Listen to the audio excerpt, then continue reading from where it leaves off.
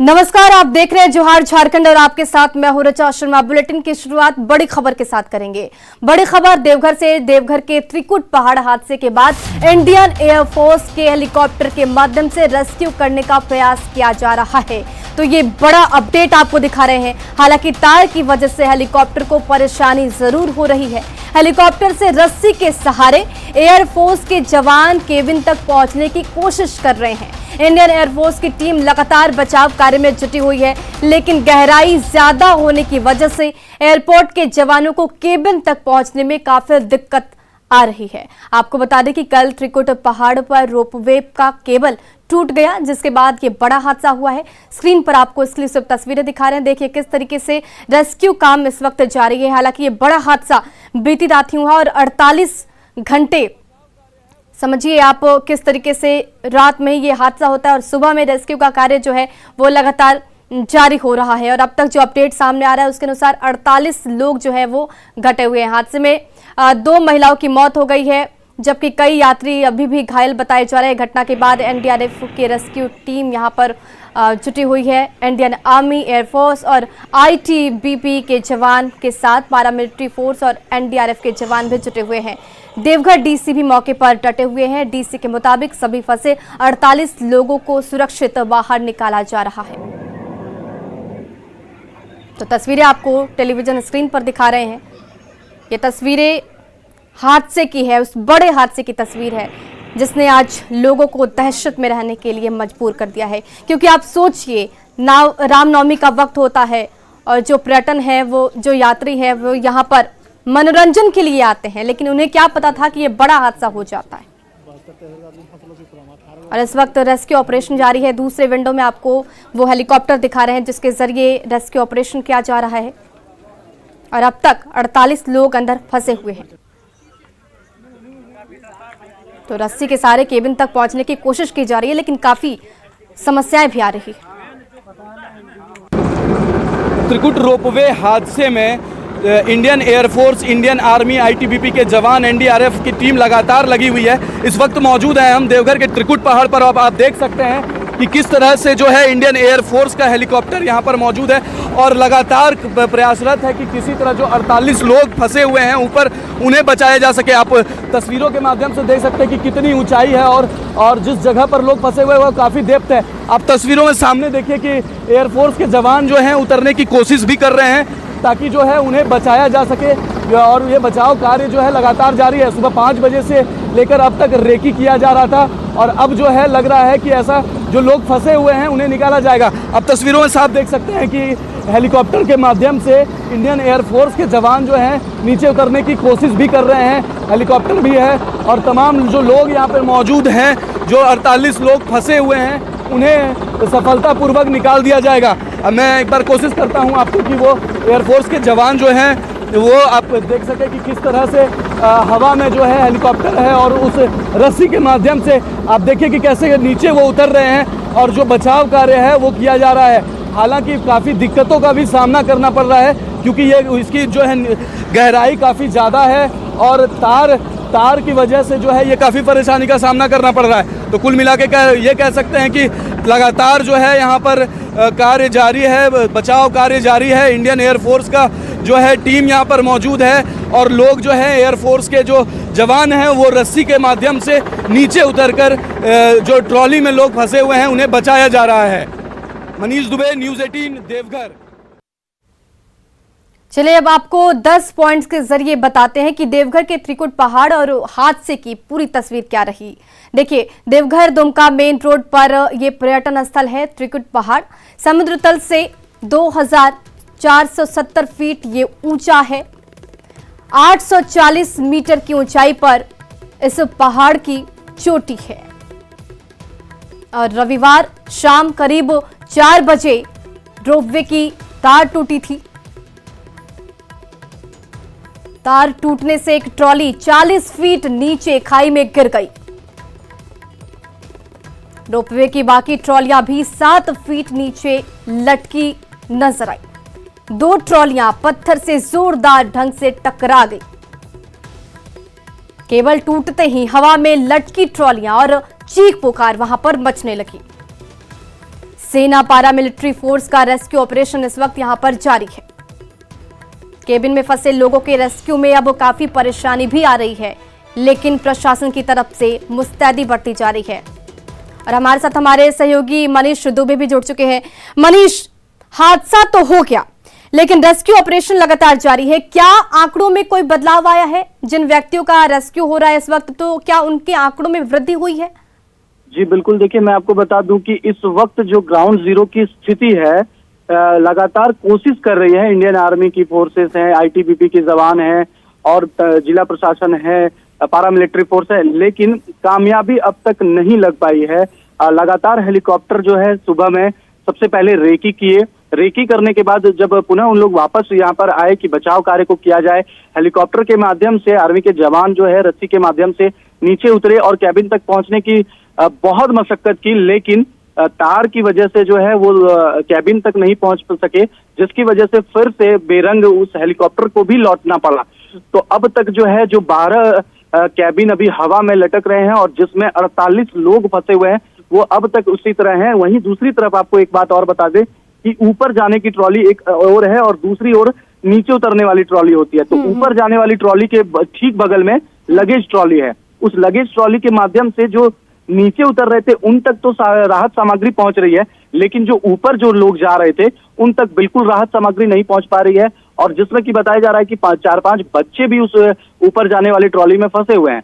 Drone से भी कोशिश की गई, हालांकि वो ड्रोन जो है फोटो वीडियोग्राफी करने वाला ड्रोन था, लेकिन कोशिश जरूर की गई कि उन तक कम से कम पानी भी पहुंचा दिया जाए, लेकिन वहां तक पानी भी नहीं पहुंच पाया, क्योंकि वो ड्रोन हवा की वजह से जो है वहां पे बहुत ज्यादा वो हवा के कारण हिलने लगा, जिसकी वजह से पानी उन तक नहीं पहुंच पाया। तो आप ये जान सकते हैं कि कल से लेकर आप अभी तक जो है उन लोगों को जो है पानी तक मुहैया नहीं हो पाया है, जिसकी वजह से उन लोगों में काफी परेशानी का भी सामना करना पड़ रहा है। बिल्कुल, तो यहाँ पर खुशी मातम में बदलते देर नहीं लगी। लेकिन मनीष, जिन लोगों का रेस्क्यू किया जा चुका है उनके लिए क्या कुछ व्यवस्था की गई है? अगर उन्हें बाहर निकाला जाता है तो क्या इलाज की व्यवस्था है? और अगर जो स्वस्थ पाए जा रहे हैं, जिन्हें ज्यादा गंभीर चोट नहीं लगी है, उन्हें क्या घर भेजा जा रहा है?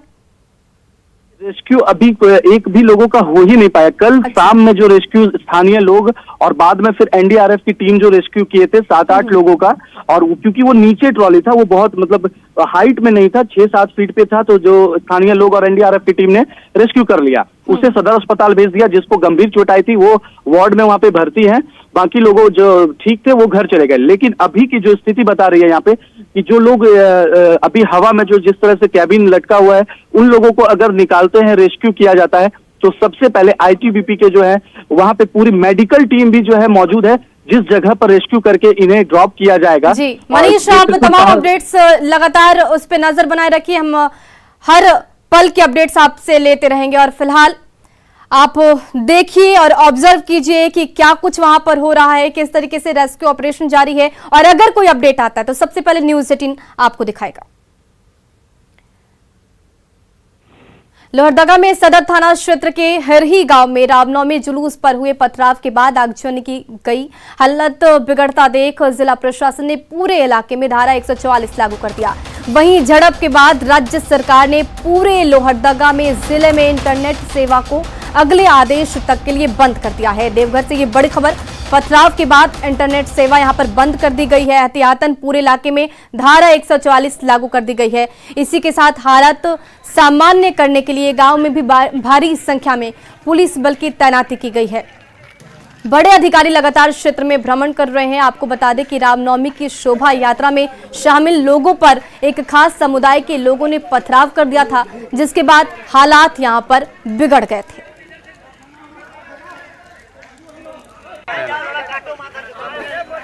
अरे बुला ना सबको और चलो ना, हिर्री घुसते हैं, बुला सबको का जोला लोग नहीं है रे, आधा जोला लोग। जब लोग को देखा कि मोहन बिगड़ प्रशासन ने कौन देख लिया, प्रशासन ने कितना सामान बर्बाद हुआ। अरे बादल का रामनवमी के मौके पर लोहरदगा के हिरही हेंदलासो कोचरा गांव की सीमा पर लगाने वाला मेले में हिंसा और आगजनी के बाद माहौल तनावपूर्ण है। लोहरदगा में हुई हिंसा में 10 लोग घायल हुए, जिनमें 3 की हालत इस वक्त गंभीर बताई जा रही है, जिन्हें इलाज के लिए रिम्स रेफर कर दिया गया।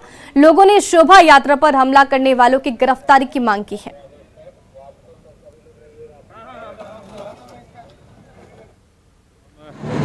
अपना पर्व मना रहे हैं और इस तरह की असामाजिक तत्वों ने जिस तरह का घटना किया है वो घोर निंदनीय है। और लोहरदगा जैसा क्षेत्र जहाँ सांप्रदायिक सौहार्द का एक इतिहास रहा है, सौहार्दपूर्ण वातावरण का, और कुछ शरारती तत्व जो इस तरह से समाज विरोधी काम कर रहे हैं, आपस में वैमनस्य फैलवा रहे हैं, मैं प्रशासन से ही आग्रह करूँगा कि उन पर कड़ी से कड़ी कार्रवाई की जाए। ग्लासेस से जो आया है उसका तो अभी गंभीर है, उसको माथा में बिटवीन पैराइटल रीजन में डीप इंजरी है और राइट आईब्रो रीजन में भी डीप इंजरी है और एब्रेजन है। उसको हम रिम्स रेफर किए हैं जो भी प्राइमरी ट्रीटमेंट देने के बाद, बट उनके साथ अभी कोई नहीं है तभी यहाँ पर भर्ती किया। तो हमारे साथ हमारे सहयोगी आकाश साहू फोन लाइन पे जुड़ चुके हैं, सीधे उन तक रुख करेंगे। देखिए आकाश, क्योंकि रामनवमी का अवसर है और सभी जगह व्यवस्था जो है वो काफी दुरुस्त भी देखी जा सकती थी और प्रशासनिक तैयारी भी पूरी तरीके से ठोस नजर आ रही थी, लेकिन इन सब के बीच ये बड़ी चूक कैसे हो जाती है? जी, प्रशासन शहरी क्षेत्र में पूरी तरह से अलर्ट थी, चूंकि ये सदर थाना क्षेत्र पड़ती है और हिरही एक ग्रामीण क्षेत्र में पड़ती है, लेकिन ग्रामीण क्षेत्र में खासा व्यवस्था नहीं की गई थी और पुलिस को इसकी भनक नहीं लगी कि इस गांव में भी इस तरह के कार्य और हिंसा हो सकती है, जिसको लेकर यहाँ ज्यादा पुलिस फोर्स तैयारियां पुलिस फोर्स मौके पर उपस्थित नहीं किए गए थे, जिसके कारण ये घटना घटी। हालांकि ये माना जा सकता है कि पुलिस विभाग की कहीं न कहीं चूक हुई है, चूंकि पुलिस विभाग के भी सोर्सेस होते हैं, स्पेशल ब्रांच होती है और उनके द्वारा उन्हें सूचना दी जाती है किस गांव में किस तरह के गतिविधि चल रहे हैं, लेकिन पुलिस प्रशासन को इस गतिविधि में उसके सोर्सेस या फिर खुफिया एजेंसी जो पुलिस विभाग की होती है उसके द्वारा उन्हें यह सूचना नहीं मिली कि हिरही गांव में इस तरह से कार्य हो सकते हैं और यहाँ पर हिंसा हुई, पथराव हुई, आगजनी हुई, जिसमें 10 से ज्यादा मोटरसाइकिल जली और लोगों को भी चोट आए हैं, जिनमें कई गंभीर भी है, जिनका इलाज रिम्स में हुई है। फिलहाल घटना के बाद तो पुलिस प्रशासन चुस्त दिख रही है, घटना स्थल पर भारी मात्रा में तैनाती की गई है, लेकिन घटने से पहले पुलिस विभाग या तो पुलिस बल की तैनाती पुरजोर तरीके से नहीं की गई थी, जिसके कारण यह घटना घटी। बिल्कुल आकाश, क्योंकि चूक की बात तो है ही, लेकिन क्या ये पता चला है कि आखिर वो असामाजिक तत्वों में शामिल कौन से लोग थे जिन्होंने इस बड़ी घटना को अंजाम दिया? शुरुआत किधर से होती है? जी, पुलिस गहनता से इसकी जांच कर रही है कि आखिर यह घटना किधर से शुरू हुई और कौन थे और किस मकसद से यह कार्य हुए, जिसकी पुलिस अभी पड़ताल जांच कर ही रही है। तो पूरे मुद्दे पर पुलिस का क्या कुछ कहना है? पूरे मुद्दे तक अभी तक आधिकारिक तौर पे पुलिस का कोई भी बयान नहीं आया है। हालांकि रैब के जो कमांडेंट हैं उन्होंने कहा है कि सुरक्षा दृष्टि को देखते हुए शहरी क्षेत्र में पुलिस और ग्रामीण क्षेत्रों में पुलिस की तैनाती भारी मात्रा में की गई है और अभी फिलहाल क्षेत्र में शांति बहाल की गई है। अभी किसी को कोई किसी तरह से घबराने की जरूरत नहीं है। पूरे हादसे में जो लोग जख्मी हुए हैं इस वक्त उनकी स्थिति क्या कुछ है? जी, जो जख्मी हुए हैं, जो मामूली चोट जिनको लगी थी, उनका इलाज सदर अस्पताल लोहरदगा में किया जा रहा है और जो गंभीर रूप से घायल हुए थे उनका इलाज रिम्स में किया जा रहा है। फिलहाल उनकी स्थिति सामान्य बनी हुई है, हालांकि कई लोग की स्थिति थोड़ी सी गंभीर है, उनका बेहतर इलाज किया जा रहा है। आकाश, बहुत बहुत धन्यवाद तमाम जानकारियों के लिए। अब खबर बोकारो से, जहां रामनवमी जुलूस में शामिल होने जा रहे युवकों पर पथराव किया गया। बेरमो थाना के फुसरो राजबेड़ा में ये घटना हुई, जहां पथराव में 3 से 4 लोग घायल हो गए। बताया जा रहा है कि करीब 24 युवक बाइक पर सवार होकर रामनवमी जुलूस में शामिल होने जा रहे थे। इसी दौरान पथराव किया गया, जिसके बाद मामला बिगड़ गया। तो ये बड़ी खबर आपको दिखा रहे हैं और खबर फैलते ही सैकड़ों लोग जमा हो गए और नारेबाजी तक करने लगे। घटना की जानकारी मिलते ही बेरमो एसडीएम डीएसपी के साथ प्रशासनिक अधिकारी जो हैं वो मौके पर पहुंचे और हालात को नियंत्रण में लग गए। फिलहाल पुलिस पूरे सावधानी के साथ इस मामले को सुलझाने में जुटी है।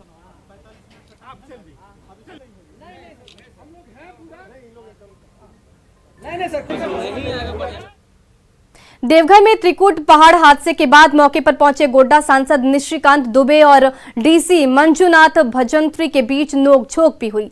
दरअसल सांसद निशिकांत दुबे रोपवे हादसे के स्थल तक जाना चाहते थे, लेकिन सुरक्षा और रेस्क्यू ऑपरेशन का हवाला देते हुए डीसी ने उन्हें रोक दिया। अब इसी बीच दोनों में नोकझोंक शुरू हो गई।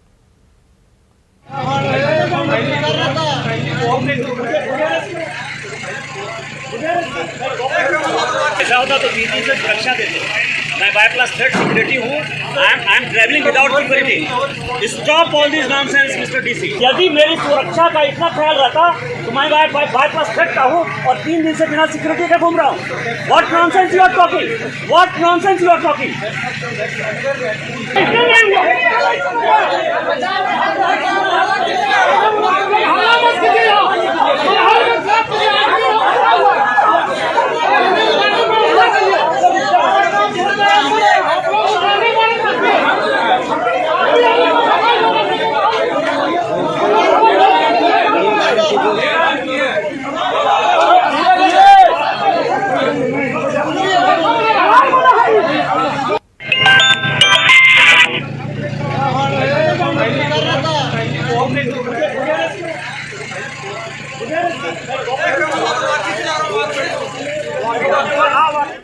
और रांची में रामनवमी के जुलूस के बीच पॉकेट मार इस बार तैनात जवानों पर भारी पड़ते नजर आए।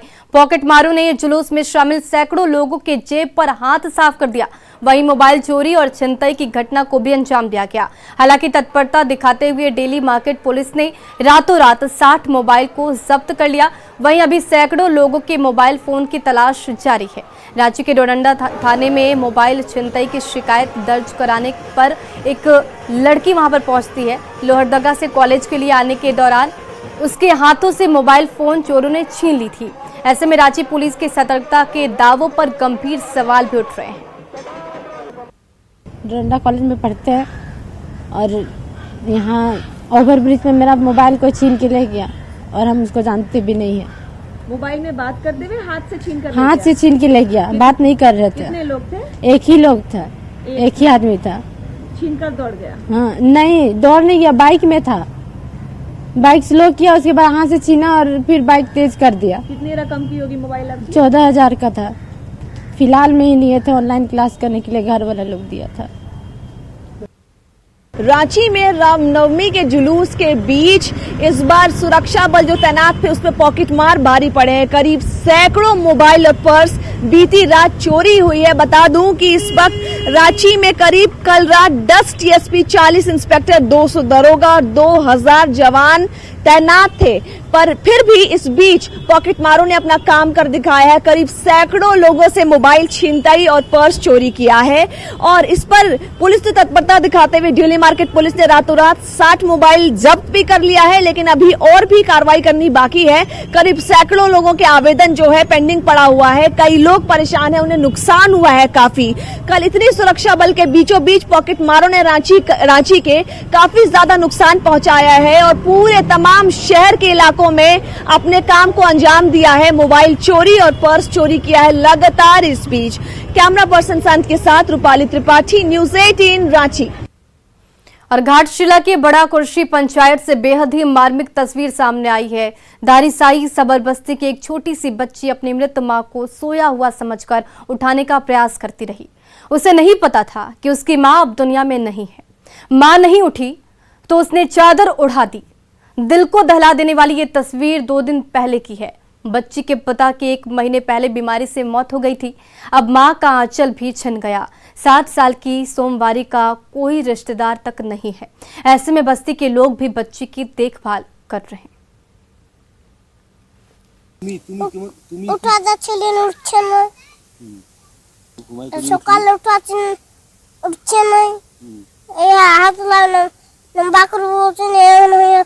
सोमवारी की माँ जुगनी सवर के साथ में सोए थे। उसका बाद में सोई सुबह तक हो गया कि लेकिन बच्चा उठा रहा है कि माँ उठो, तो माँ नहीं उठ रहा है। तो फिर हमको बोला कि ऐसा ऐसा बात है। लोग फिर गया सबर टोला जाके हमको देखें तो देखे कि माँ वास्तव में नहीं रहे। बच्ची का हाल तो देख करके तो ये बहुत ही बुरा लगा।